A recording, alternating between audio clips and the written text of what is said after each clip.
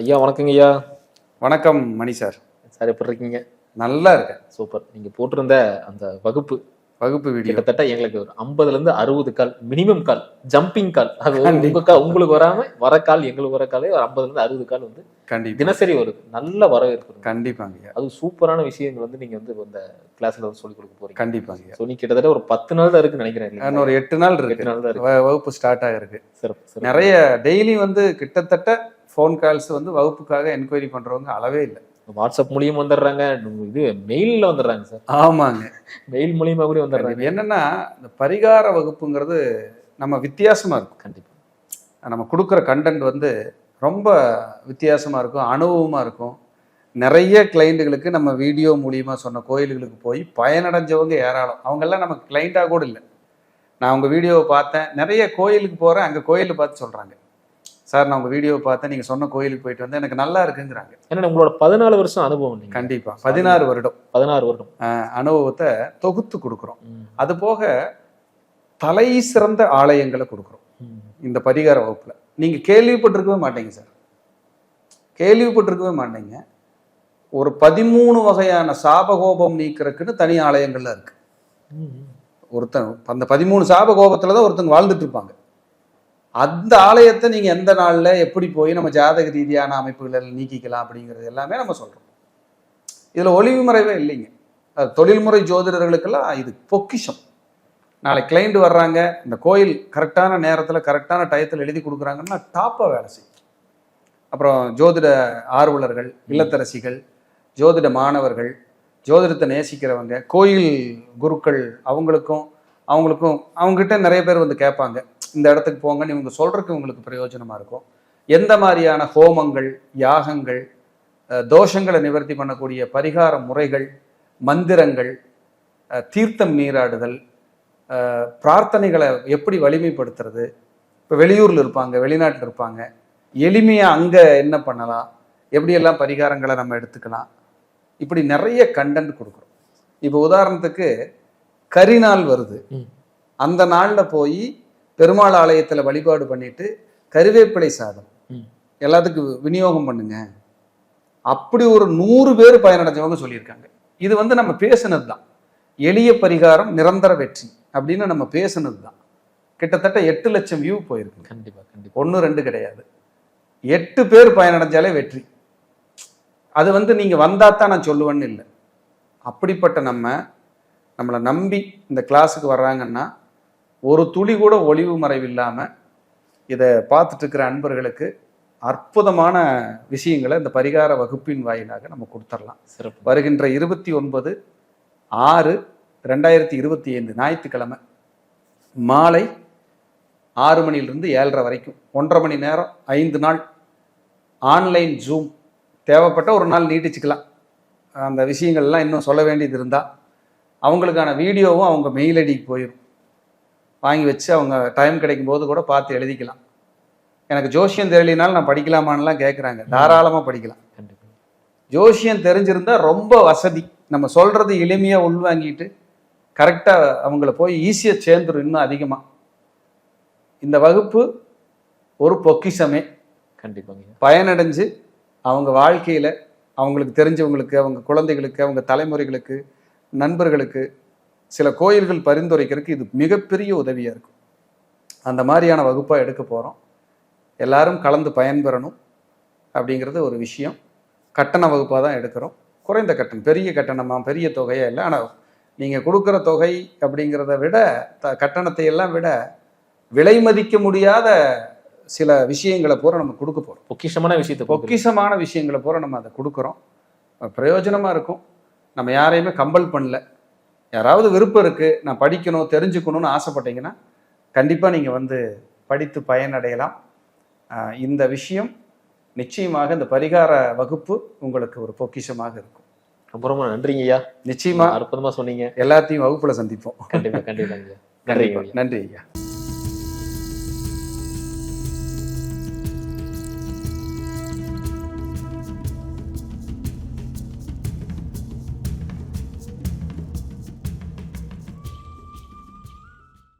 ஐயா வணக்கங்க ஐயா. வணக்கம் மணி சார். எப்படி இருக்கீங்க? நலமா இருக்கேன். சூப்பருங்க ஐயா. வாழ்க வளர்க. நன்றி ஐயா, உங்க ஆசீர்வாதம் தான். நன்றி ஐயா. இன்னைக்கு என்ன கான்செப்ட்னு கேட்டீங்கன்னா, ஒரு ஜாதகத்தை பார்த்த உடனே ஒரு வார்த்தை சொல்லுவீங்க, கவலைப்படாதீங்க, ஒரு பிரச்சனையும் இல்லை, சூப்பரா இருக்க போறீங்க அப்படின்னு சொல்லுவீங்க. ஸோ அது எதை பார்த்து நீங்க அந்த ஜாதகம் சொல்றீங்க? எந்த கிரகம் வந்து உதவிகரமா இருக்கு? அருமையான கேள்வி. பக்தி யுகம் நேயர்களுக்கு என் அன்பான வணக்கங்கள். எல்லாருமே ஒரு ஜாதகரை, ஒரு ஜோதிடரை தேடி வர்றாங்க அப்படின்னா அவங்க மைண்டில் ரெண்டு விதமாக வருவாங்க. ஒன்று, நமக்கு நல்ல பலன் அவங்க வாக்கிலிருந்து வரணுங்கிற ஒரு வார்த்தை இருக்கும். ரெண்டாவது, இவரை பார்த்துட்டோம்னா நமக்கு ஏதாவது தீர்வு கிடைக்காதா அப்படிங்கிற நோக்கம் இருக்கும். இது வந்து ஒரு கிளைண்ட்டுக்கு இருக்கிற மிகப்பெரிய ஒரு ஏக்கம் அண்டு கேள்வி. சரி, அதை ஜோதிடர்கள் நம்ம எப்படி ஹேண்டில் பண்ணணும் அப்படின்னா, வர்றவங்களை வந்து வாழ்த்துறதோ மோட்டிவேட் பண்ணுறதோ ஒரு பக்கம் இருந்தால் கூட, இருக்கிற நிதர்சனத்தை நம்ம கண்டிப்பாக சொல்லியாக வேண்டிய கட்டாயத்தில் இருக்கிறோம். காரணம் என்னென்னா, நல்லதுனாலும் சரி, அங்கே இருக்கிற சிரமங்களாலும் சரி, நாம் அவங்களுக்கு சொல்ல வேண்டிய கட்டாயம், காலத்தின் கட்டாயம். அப்போது ஒருத்தருக்கு நல்லது நடக்குங்கிறது ஜோதிடருக்கும் மகிழ்ச்சி, வந்திருக்கிற கிளைண்ட்டுக்கும் மகிழ்ச்சி. ஒருத்தருக்கு சிரமமான சூழல் இருக்குதுன்னா, நீங்கள் எச்சரிக்கையாக இருங்க, கவனமாக இருங்க, இந்த காலகட்டத்தில் பொறுத்து போங்க, இன்வெஸ்ட்மெண்ட் பெருசாக போகாதீங்க, நிதானமாக போங்க இப்படின்னு சொல்கிறதுக்கு இந்த ஜோதிட கலை உதவுது. அப்படிப்பட்ட ஒரு கஷ்ட காலங்களில் ஒரு கிரகதோஷங்கள் வரும்போது நம்ம பண்ணுற இறை பரிகாரம், நம்ம இறைவனிடம் அடைகின்ற சரணாகதியின் வாயிலாக நமக்கு வருகின்ற கர்மாவை அனுசரித்து வாழ இறைவன் வழிவகை செய்கிறான். அந்த கர்மாவோடு அப்படி ஒன்றி அனுசரித்து வாழ்றதுக்கு நமக்கு மனசை பக்குவப்படுத்திடுவான் கடவுள். அதுதான் அந்த இறைபலத்தோட பெரிய சக்தி. நடப்பவையாகவும் நன்மைக்கே அப்படிங்கிற மாதிரி, கருணைக்கடலே கந்தா போற்றி, மருதாச்சலம் இறக்க மனக்கவலை ஏன், இப்படி இறைவன் ஏதாவது ஒரு ரூபத்தில் நமக்கு கூட இருந்து துணையாக இருந்து நம்மளை எப்படியாவது காப்பாற்றுவார், நமக்கு வழி செய்வாருங்கிறது பொதுமக்கள், மனிதர்களுடைய, ஏன் என்னுடைய உங்களுடைய மிகச்சிறந்த நம்பிக்கை. அந்த நம்பிக்கைக்குள்ளதான் கடவுள் ஒளிஞ்சிருக்கார். எப்படி? நம்பிக்கைக்குள்ளதான் கடவுள் ஒளிஞ்சிருக்கார். அந்த நம்பிக்கை ஒவ்வொரு மனிதனுக்கு வேணும். இது பொது கருத்து. ஒரு ஜாதகம் கொண்டு வர்றாங்க அப்படின்னா, ஒரு ஜாதகத்தை எடுத்த உடனே ஃபஸ்ட்டு மேசம், சிம்மம், தனுசு, இங்கே என்ன கிரகம் வேணாலும் இருக்கட்டும், கண்டிப்பாக அவங்க அந்த வாழ்க்கையை சமாளித்து வாழ்கிறதுக்கு தகுதியானவங்க, சமாளித்து வாழ தகுதியானவங்க. அடுத்தது லக்னாதிபதி 6, 8, 12 மறையாமல் 5, 9, 11, 4, 7, 10 கேந்திர திரிகோணங்கள் இருந்து குரு பார்வை பெற்று லக்ன சுபர்களோட தொடர்பு கொண்டார்னா அவரும் இந்த பிறவியில் எந்த கஷ்டம் வந்தாலும் சமாளிக்கக்கூடிய ஆற்றல் கொண்ட நபரே. இது 2வது பாயிண்ட். 3வது பாயிண்ட், ஒரு ஜாதகத்தில் 4, 5, 9, 10, 11 லக்னம். அப்போ 1, 4, 5, 9, 10, 11 6 நபர்கள் ஒருத்தருக்கு ஒருத்தர் ஜாதகத்தில் பார்த்துக்கிறதோ, சேர்ந்திருக்கிறதோ, நட்சத்திர சாரம் வாங்கியிருக்கிறதோ, எங்கேயாவது ஒரு பக்கம் தொடர்பில் இருந்தாங்கன்னா நிச்சயமாக ஏதாவது ஒரு ரூபத்தில் ஏதேனும் ஒரு கடவுள் அவர்களை காப்பாற்ற தயாராக இருக்குன்னு அர்த்தம். அப்புறம் சில யோகங்கள் இருக்கு. பஞ்சமகாபுருஷ யோகம், சந்திர அதியோகம், அதே போல் உங்களுக்கு குருச்சந்திர யோகம், அதே போல் உங்களுக்கு சிவராஜ் யோகம், தர்மகர்மாதிபதி யோகம், இப்படி சில யோகங்கள் இருக்கு. இந்த யோகங்கள் யாராவது பிறந்திருந்தாலும் எந்த சூழ்நிலையாக இருந்தாலும் அவர்களுக்கு உதவி செய்ய நபர்கள் தயாராக இருப்பாங்க. அவர்களுக்கு ஏதாவது ஒரு ரூபத்தில் கீழே விழுந்தாலும் தூக்கி விடுறதுக்கு ஆளுங்க இருப்பாங்க. இது 3வது பாயிண்ட். 4வது பாயிண்ட்டு, ஒரு ஜாதகத்தில் குரு செவ்வா, குரு சூரியன், சந்திரன் குரு, சந்திரன் செவ்வா, செவ்வாய் சூரியன், இப்படி யாராவது ஒரு கிரகங்கள் அவங்களுக்கு இணைஞ்சோ பார்த்துக்கிட்டோ இருந்தாங்கன்னா இவர்களுக்கும் இறைபலம் இருக்கும், காப்பாற்றப்படுவார்கள். 1, 5, 9 அதிபதிகள் குரு சூரியன், இந்த 5 நபர்களும் ஒரு ஜாதகத்தில் கெடாம இருந்தா ஜாதகத்தை டேபிளில் தூக்கி வச்சிடலாம். நீ நல்லா இருப்பப்பா, நீங்க நல்லா இருப்பீங்க சாமி, கவலைப்படாதீங்க, உங்களுக்கு இது தற்காலிக கஷ்டம், கண்டிப்பா உங்களை காப்பாற்றும், ஏதாவது ஒரு ரூபத்தில் உங்களுக்கு பேக் எண்டில் ஒரு பலம் இருக்கும். அப்படித்தான் அவங்களுக்கு மனைவியோ அல்லது குழந்தைகளோ வந்து நல்ல சக்தியோட பிறந்து பேக் எண்டில் இவங்களை காப்பாற்றுறதுக்கு பிளானட்டரி பொசிஷனோட உட்காந்துருப்பாங்க. குலதெய்வ அருள் கிடைக்கும், இஷ்ட தெய்வ அருள் கிடைக்கும். ஒரு மனிதனை காப்பாற்றக்கூடிய வல்லமை ஜாதகத்தை பார்த்த உடனே, ஐயா இந்த ஜாதகத்தில் நீங்கள் இவ்வளோ கஷ்டப்பட்டாலும் உங்களுக்கு கிரக பலம் இருக்குது. ஒருத்தருக்கு ரொம்ப மோசமான தசை சார், ஆனால் அவருக்கு லக்னத்தில் குரு, மேச லக்னம், 9 குடையவனே லக்னத்தில் செவ்வாய் குரு லக்னாதிபதியோடு சேர்ந்து நீங்கள் எவ்வளவு கஷ்டம் வந்தாலும் நீங்கள் போய் பேசுனீங்கன்னா, நீங்கள் போய் உட்கார்ந்தீங்கன்னா அந்த பிரச்சனையை சால்வ் பண்ணிட்டு வர முடியும், சால்வ் ஆகும், மன நிம்மதி கிடைக்கும், ஒரு ரிலாக்ஸ் கிடைக்கும். அவர் என்ன சொல்கிறாருன்னா, 100க்கு 100 உண்மை ஐயா, எனக்கு பிரச்சனை வரும், நான் கஷ்டப்படுவேன், சரியாயிட்டு வந்துடுவேன். அப்போ ஜோதிடத்தில் கஷ்டம்ங்கிறது எல்லாத்துக்கும் இருக்கும். ஜோதிடத்தில் கஷ்டம், பிறவியில் பிறந்தாலே 12 கட்டத்தை கொடுத்த இறைவன் 9 கிரகத்தை தான் கொடுத்துருக்கிறான். ஏதோ ஒரு 3 கிடைக்காதுன்னு சொல்லுது, அது கஷ்டத்தை கொடுக்காம போகாது.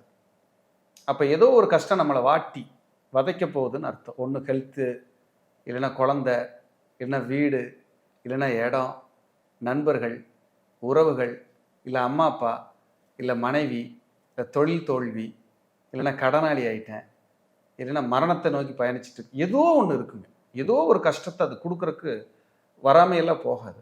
இத்தனையும் கடந்து ஒரு மனிதன் மீண்டு வெளியில் வந்துடுவார் அப்படின்னா, நான் சொன்ன கிரக அமைப்புகள் அவங்க கட்டத்தில் இருந்தால் நிச்சயமாக ரெக்கவரி ஆவாங்க. இல்லை அந்த கர்மாவை அனுசரித்து வாழ்கிறதுக்காவது சக்தி கொடுக்கும், வல்லமை கொடுக்கும்.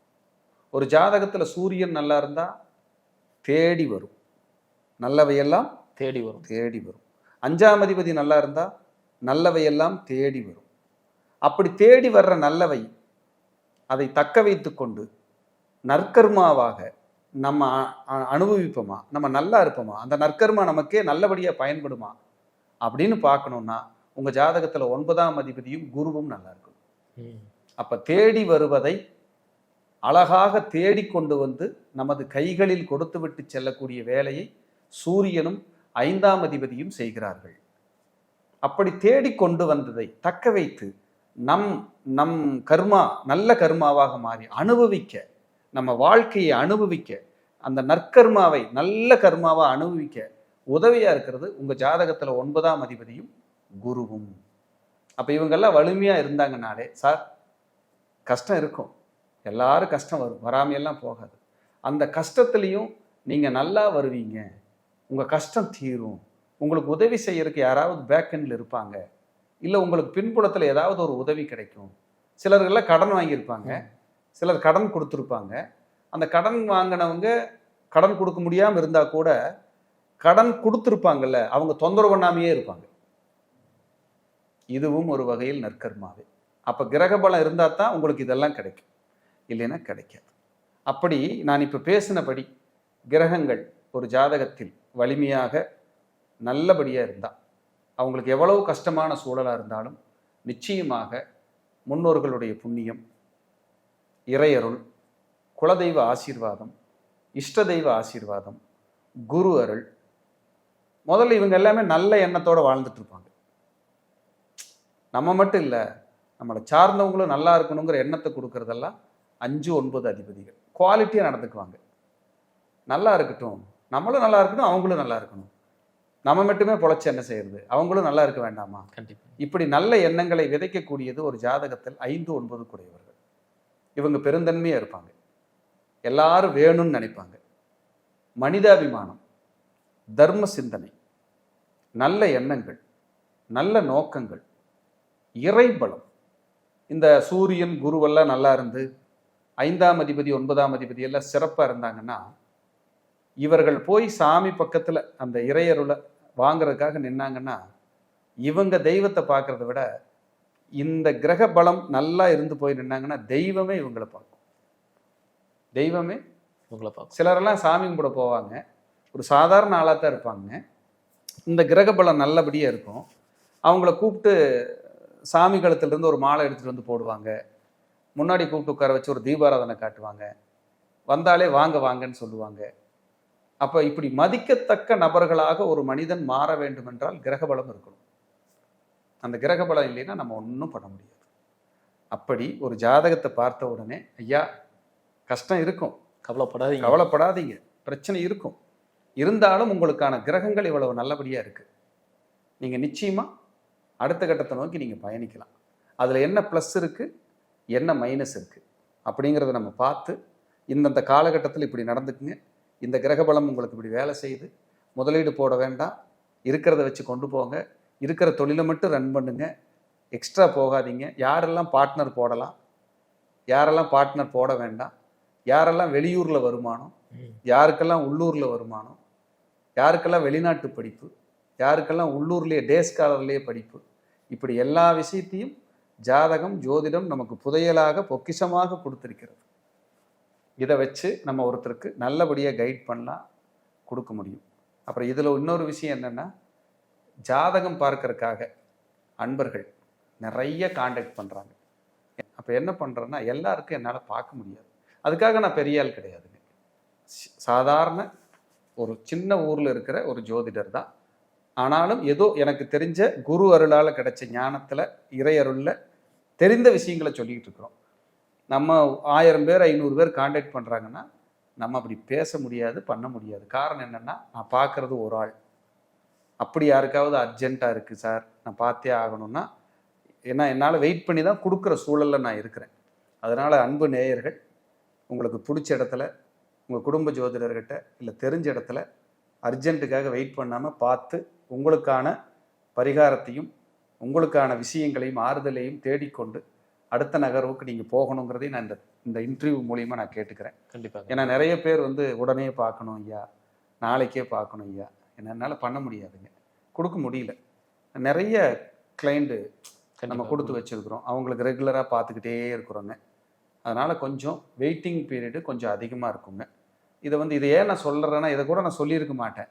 நிறைய பேர்த்துக்கு அது புரியணும், தெரிஞ்சுக்கணுங்கிறதுக்காக தான் நான் கிளைண்ட்டுகளுக்காக தான் அதை பேசுகிறேன். நிச்சயமாக அவங்களும் வெயிட் பண்ணும்போது நம்ம நல்லபடியாக சர்வீஸ் கொடுக்கலாம். கண்டிப்பாக கண்டிப்பாங்க. ரொம்ப ரொம்ப நன்றிங்க ஐயா, அற்புதமாக டீகோட் பண்ணி சொல்லிட்டீங்க. கண்டிப்பாக அடுத்தடுத்து காணொலியில் சந்திக்கலாங்க ஐயா. நன்றி ஐயா, வாழ்க வளர்க.